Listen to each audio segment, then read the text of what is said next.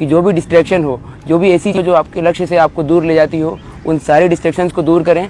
जैसे कुछ लोग सोशल मीडिया पर काफ़ी एक्टिव होते हैं, व्हाट्सएप, इंस्टाग्राम, फेसबुक दिन भर चलाते हैं, मोबाइल पर दिन भर लगे रहते हैं, यूट्यूब दिन भर चलाते हैं, या फिर कुछ लोगों को घूमने का बहुत शौक़ होता है, कुछ लोगों को बाहर की चीज़ें खाने का बहुत शौक़ होता है, या फिर घर जाने का शौक़ होता है, किसी से बात करने का शौक़ होता है। तो ऐसी कोई सी भी चीज़ जो आपको अपने लक्ष्य से दूर करती हो, इन चीज़ों को जब आप यूपीएससी की प्रिपरेशन कर रहे हो तो अपने पास ना आने दें, क्योंकि जब आप अपने डिस्ट्रैक्शंस को दूर करेंगे, जितना आप अपने डिस्ट्रैक्शंस को दूर करेंगे, उतने ही आप अपने लक्ष्य के करीब जाएंगे। मेरा दूसरा एडवाइस ये होगा कि आप अपनी प्रिपरेशन में डिसिप्लिन लाएँ। डिसिप्लिन मतलब सेल्फ कंट्रोल। मतलब अगर आप यदि कोई गोल सेट करते हैं, अगर आप कोई टाइम टेबल बनाते हैं, अगर आप ये तय करते हैं कि आपको पॉलिटी 5 दिन में ख़त्म करनी है, तो आपका फोकस होना चाहिए कि आप पॉलिटी 5 दिन में ख़त्म करें। क्योंकि जब आप अपने गोल्स को एक्सटेंड करते हैं और जब आप 5 दिन के गोल को 7 दिन में अचीव करते हैं, तो आप अपने गोल से उतना ही दूर जाते हैं और बाकी चीज़ें करने के लिए आपके पास टाइम कम होता है। जैसे मेरा रूटीन ये था कि मैं सुबह 6 बजे उठता था, 7 बजे से मेरी पढ़ाई शुरू हो जाती थी और 7 बजे से 11 बजे तक, 11:30 बजे तक मैं पढ़ता था। 11:30 से 12 तक का ब्रेक होता था, जिसमें मैं खाना खाता था। फिर 12 बजे से 5 बजे तक मैं पढ़ता था। उसमें बीच में अगर मुझे नींद आती थी तो पावर नैप लेता था, या फिर कभी कभी ज़्यादा भी सोता था, लेकिन थोड़ा सा गैप होता था, वो आधे या 1 घंटे का।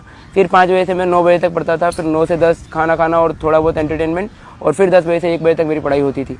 तो अगर आपने कोई रूटीन सेट किया तो उस रूटीन को रिलीजियसली फॉलो करें।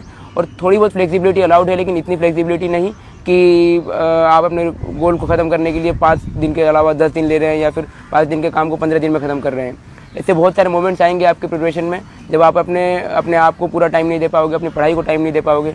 कभी लाइट चली जाएगी, कभी दोस्त घर पे आ जाएंगे, कभी घर से फ़ोन आ जाएगा, या फिर कभी बाहर घूमने जाने का मन करेगा, कभी कुछ खाने जाने का मन करेगा। तो ऐसे बहुत सारे लो मोमेंट्स भी आएंगे जब आपको लगेगा कि ये एग्ज़ाम बहुत टफ है, मैं इस एग्ज़ाम को क्लियर नहीं कर सकता, ये बहुत, इसमें 5 से 10 लाख लोग एस्पायर कर रहे हैं एग्ज़ाम देने के लिए, तो इस पर मेरा क्या होगा। लेकिन जब ऐसे फीलिंग आए, जब ऐसी चीज़ें आपके मन में आए, तो सबसे पहले अपने आप से क्वेश्चन करो कि मैं ये एग्ज़ाम क्यों दे रहा हूँ।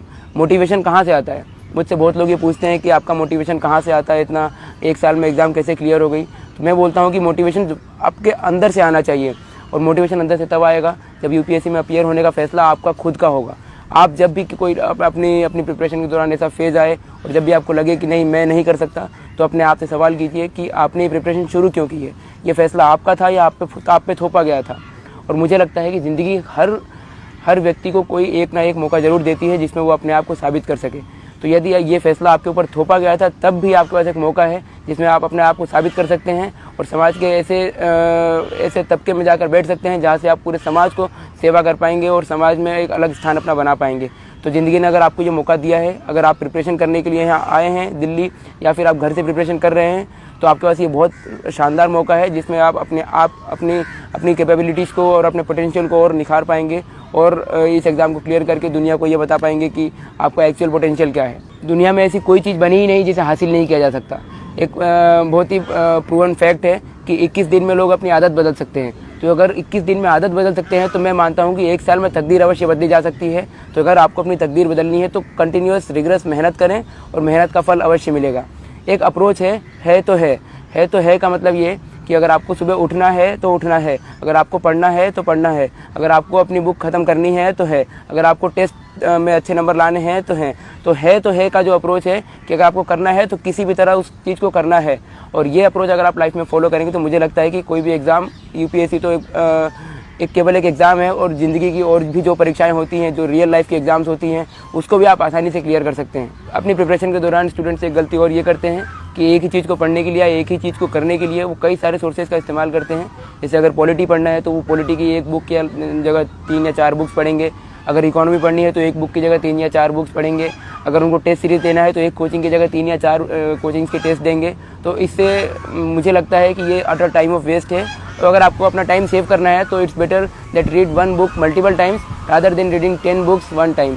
तो इसका मतलब यही है कि अपना टाइम सेव करें, और जितना एफिशिएंटली आप अपनी बुक को रिवाइज कर सकते हैं और जितनी कम बुक सोर्सेज के साथ, जितने कम कंटेंट के साथ आप बेटर यूटिलाइजेशन कर सकते हैं, तो वो करने की कोशिश करें। अगर आप एक ही बुक से आपके अंदर ये कॉन्फिडेंस आता है कि हाँ ये टॉपिक मैंने अच्छे से कवर कर लिया है और इस टॉपिक पे मैं कुछ भी लिख सकता हूँ, या इस टॉपिक का कोई भी क्वेश्चन मैं आंसर कर सकता हूँ, तो दूसरी कोई बुक पढ़ने की आवश्यकता नहीं है। और यूपीएससी की डिमांड ये नहीं है कि आप बहुत सारा आपके पास कंटेंट हो, बहुत सारा नॉलेज हो, क्योंकि वो ऑलरेडी बहुत सारे लोगों के पास है। लेकिन मैंने अधिकतर ये देखा है कि जिन लोगों के पास बहुत सारा नॉलेज होता है वो इस एग्ज़ाम को क्लियर नहीं कर पाते हैं, क्योंकि लेस इज़ मोर हियर। जितना कम आपके पास नॉलेज है उतना ज़्यादा आपके लिए बेनिफिशियल है। नॉलेज सारी सब्जेक्ट्स का होना चाहिए, उसके लिए आप सिलेबस और प्रीवियस ईयर पेपर्स देखें और जितना भी जैसे भी क्वेश्चन पूछे गए हैं, जिस टॉपिक से जैसे क्वेश्चन पूछे गए हैं वैसा एनालाइज करें आप, और अपने अपने अपने प्रिपरेशन में ये चीज़ लाने की कोशिश करें कि कम से कम सोर्सेज पर रिलाई करें और उन सोर्सेज का बार बार रिवीजन करें, ताकि जो भी सोर्सेज आप पढ़े हैं उसका वो पूरे आपको कंठस्थ हो और आपको एकदम मगअप होना चाहिए वो सारी चीज़ें। और अगर आप पेपर भी पढ़ रहे हैं तो कम से कम पेपर्स पढ़ने की कोशिश करें और ज़्यादा से ज़्यादा अपने माइंड को डेवलप करने की कोशिश करें, क्योंकि कंटेंट आपके पास जितना है उतने में ही आपको डिलीवर करना है। और जब आप एग्ज़ाम लिख रहे होंगे, प्रीलिम्स तो ऑब्जेक्टिव होता है लेकिन मेंस सब्जेक्टिव होता है, तो जब भी आप लिख रहे होंगे पेपर तो आपके पास अगर आपने बहुत सारे सोर्सेज से पढ़ाई की है तो एट दैट टाइम आपको इतनी सारे सोर्सेज से अगर पढ़ा है तो दिमाग में बहुत कम चीज़ें आती हैं और लिखने में भी बहुत सारा कन्फ्यूजन होगा। और अगर एक ही सोर्स से बार बार पढ़ा है तो लिखने में बहुत आसानी होगी और आसानी से आप कोई भी क्वेश्चन का आंसर लिख पाएंगे। तो मेरा एडवाइस होगा कि कम सोर्सेज पर रिलाई करें और उन सोर्सेज का बार बार रिवीजन करें। एक सबसे बड़ी चीज़ होती है जब भी आप किसी चीज़ की प्रिपरेशन कर रहे हो या किसी चीज़ की तैयारी कर रहे हो, तो सबसे बड़ी चीज़ होती है कि कॉन्फिडेंस। आपके अंदर ये कॉन्फिडेंस होना चाहिए कि हाँ मैं ये चीज़ कर सकता हूँ। और कॉन्फिडेंस तभी आएगा जब आप पूरी तरह से उस चीज़ के लिए तैयार हैं। यदि आप यूपीएससी प्रीलिम्स का एग्ज़ाम देने जा रहे हो या मेंस का एग्ज़ाम देने जा रहे हो तो आपके अंदर ये कॉन्फिडेंस आना चाहिए कि हाँ मैंने तैयारी पूरी की हुई है। तो इसका सबसे बड़ा तरीका ये है कि आप अपने माइंड को फूल करें, आप अपने माइंड को बेवकूफ़ बनाएं कि हाँ मैंने तैयारी की हुई है। हो सकता है कि आपने इकोनॉमी थोड़ा आपका वीक रह गया हो सकता है आपका हिस्ट्री थोड़ा वीक रह गया हो, लेकिन अपने माइंड को ऐसे ट्रेन करें कि नहीं मैंने हिस्ट्री पूरा पढ़ा हुआ है और मैंने जितना पढ़ा है उतने में से मैं सारे क्वेश्चंस का आंसर कर पाऊंगा। तो अपने माइंड में ऐसा कॉन्फिडेंस डेवलप करें कि नहीं कैसा भी क्वेश्चन आएगा I will be able to handle that question. तो जब ये कॉन्फिडेंस आपके अंदर आएगा तो कैसा भी पेपर हो, तो अगर आप तुक्के भी मारेंगे तो आपके तुक्के भी सही जाएंगे, क्योंकि आपके अंदर कॉन्फिडेंस होगा और जितना कम नॉलेज होगा उस कम नॉलेज पे भी आप अपने आप को ज़्यादा डिलीवर कर पाएंगे। एक बहुत ही फेमस लाइन है जो मैंने सुनी थी कहीं कि मंजिल तो मिल ही जाएगी भटकते ही सही, गुमराह तो वो हैं जो घर से निकले ही नहीं।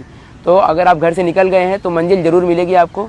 ये ज़रूर है कि टाइम ज़्यादा लग सकता है या फिर ये भी हो सकता है कि कभी मंजिल पे पहुंचने के रास्ते में आपका रास्ता बदल जाए, क्योंकि हो सकता है कि कई बार 5 या 6 अटेम्प्ट देने के बाद भी एग्ज़ाम नहीं होता है क्लियर। लेकिन इसका मतलब ये नहीं है कि आपकी ज़िंदगी ख़त्म हो गई।